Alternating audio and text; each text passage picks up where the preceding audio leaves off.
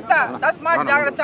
ఆ pharma company ఎవడైనా కానీ రేపు అక్కడ ఫార్మా కంపెనీకి పెట్టడానికి వచ్చేవాడు గుండె దమ్ములు ఉండాలా. ఒక రైతుల భూములని తీసుకొని ఇష్టం లేకుండా బలవంతంగా ఎవరికో ప్రైవేట్ వాళ్ళకి నీవు ఎందుకే బలవంతంగా భూములు లాక్కొనిస్తున్నావు? చాతగాని దద్దమ్మ రేవంత్ రెడ్డి, చాతగాని దద్దమ్మ. అంతకంటే ఏం మాట్లాడతాడు? అరే నీకు దమ్ముంటే నువ్వు ఆ రైతులు నువ్వే ఒప్పించుకోవచ్చు కదా.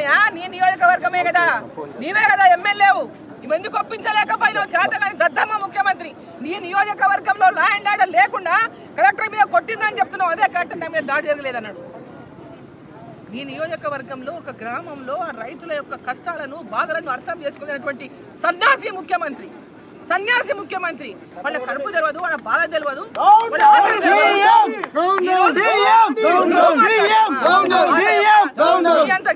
నీవు అందరితో ఎవరితో నీవు ఫార్మా కంపెనీలతో నువ్వు లోపుట్టుపోయి నువ్వు వాళ్ళతో ఇదైపోయి